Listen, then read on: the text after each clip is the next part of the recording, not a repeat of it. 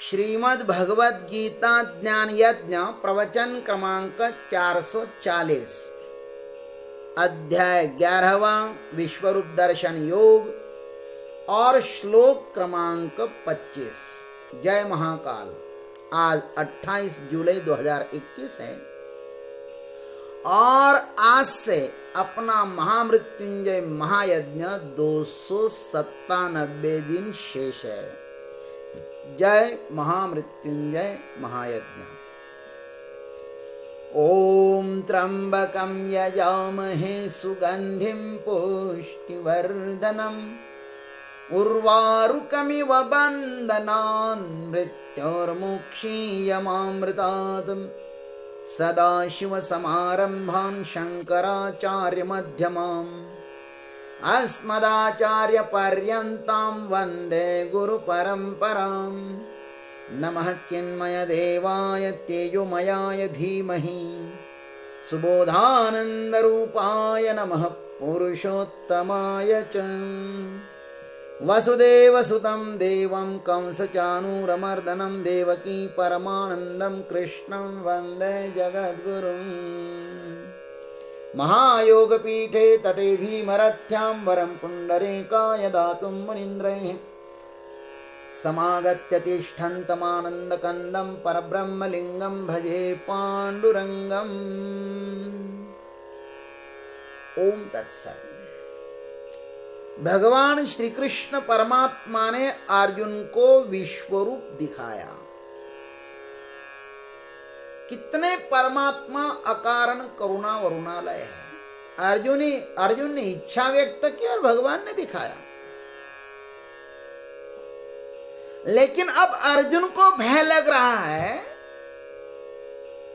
कि वह अब इस विशाल रूप के सामने अकेला ही है। ऐसा उनको लग रहा है कि मैं अकेला ही हूं।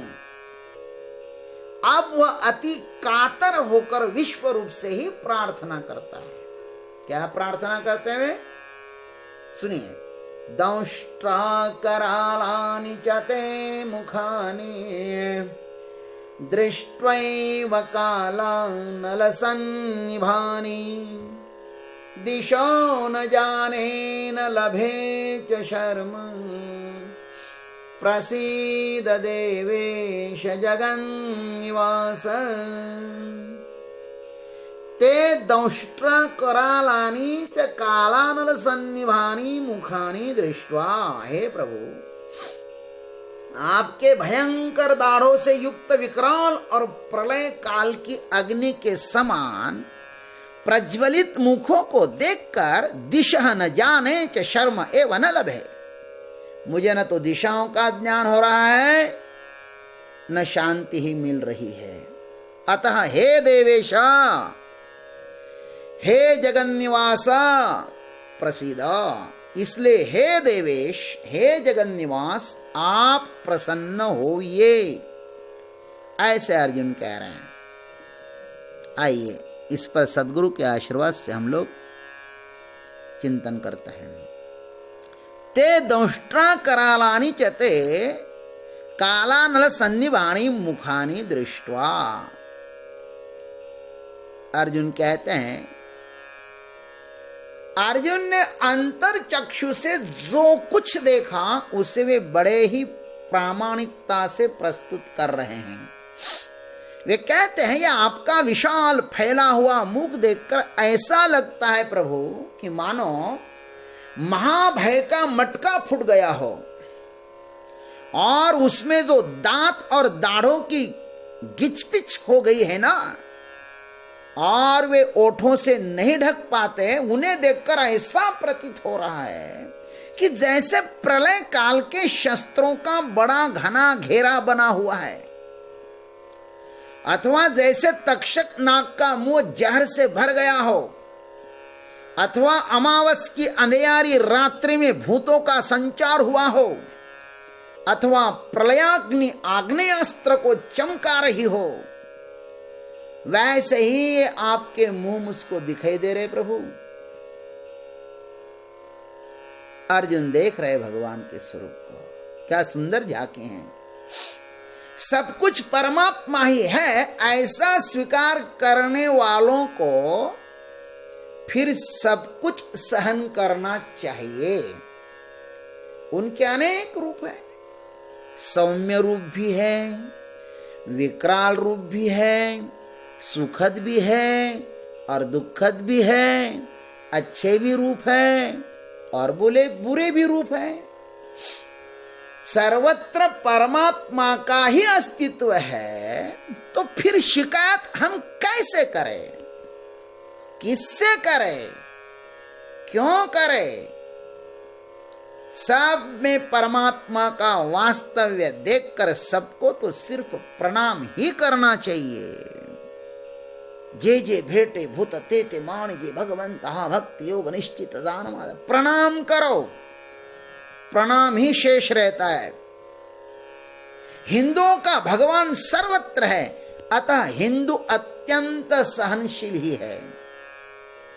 जो इनकी तरफ आंखें फाड़ के देखता है, ये उनकी तरफ भी सौम्य दृष्टि से ही देखते हैं।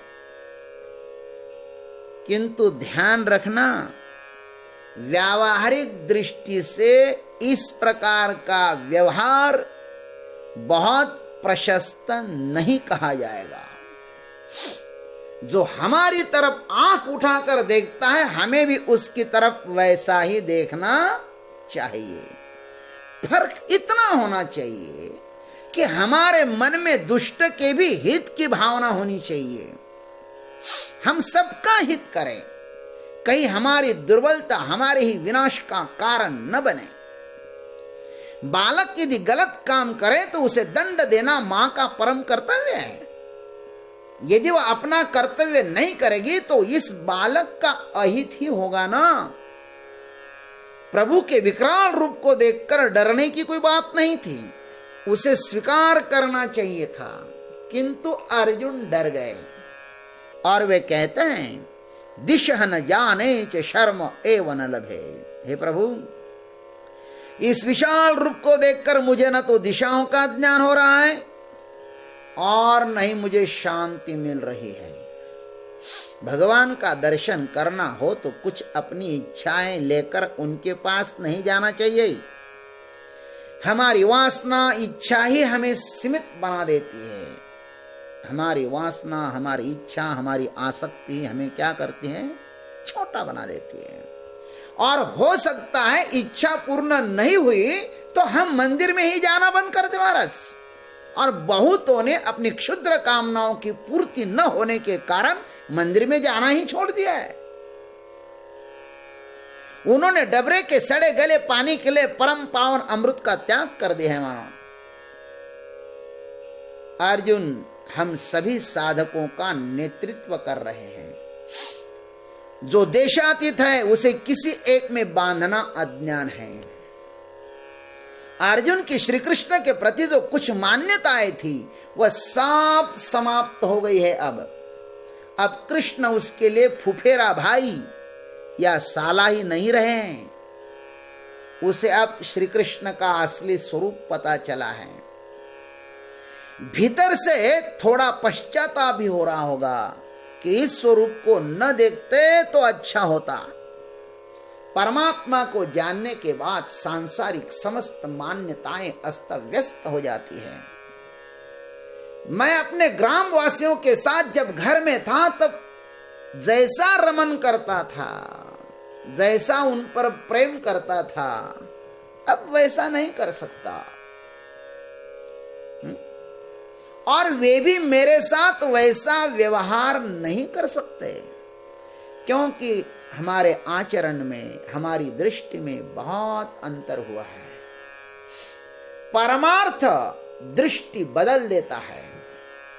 भगवान ने भी अर्जुन की दृष्टि बदल दी है। और जिसका जीवन अधूरा होता है फिर उसकी तो और भी अवस्था बिगड़ जाती है।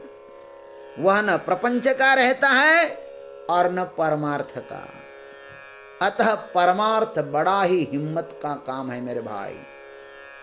जो आगे बढ़ता है फिर वह पीछे कभी भी नहीं लौटता। जिस मार्ग में पीछे लौटने का कोई भी उपाय नहीं है वह परमार्थ है। किंतु अर्जुन यहां पर डर गए हैं। वे भगवान की सर्वस्वता को स्वीकार करने में घबरा गए हैं। श्री कृष्ण का सौम्य रूप से तो उसका परिचय था, अब यह भयानक रूप देखकर वह अस्वस्थ हो गए हैं। अतः प्रार्थना करते हैं। यह प्रार्थना प्रभु की वास्तविकता को जानकर करते हैं। ध्यान रखना, इस प्रार्थना में शक्ति है, दम है। इस प्रार्थना में दंभ नहीं है, अहंकार तो बिल्कुल ही नहीं है। प्रभु की महानता को देखकर वह पूर्णतः पिघल गए हैं, द्रवीभूत हो गए हैं और कहते हैं, हे देवेश, हे जगन्निवास, प्रसीद, हे देवों के स्वामी, हे जगत में निवास करने वाले मेरे प्रभु, अब यथाशीघ्र प्रसन्न होइए। आपके सिवा हमारी यहाँ पर कौन सुनेगा? आप ही सब में निवास करने वाले हो। जहां पर अधिक ममत्व होता है ना, उसे यदि कुछ थोड़ा सा भी दुख हो जाए तो हम भी बहुत दुखी होते हैं। अपना ही आदमी यदि नशा में स्वयं को भूलकर अंट संट बकने लगे तो उसके प्रेमास्पद व्यक्तियों को बड़ा ही दुख होता है। वैसी ही स्थिति अब अर्जुन की भी हो रही है। नहीं चाहिए प्रभु आपका यह रूप, आप सौम्य रूप में आइए, प्रसन्न हो जाइए, मेरी आपसे यही प्रार्थना है। ऐसे अर्जुन भगवान की विनंती कर रहे हैं। ओम तत्सत। जय गुरुदेव, जय जगदीश्वर, जय जय महाकाल।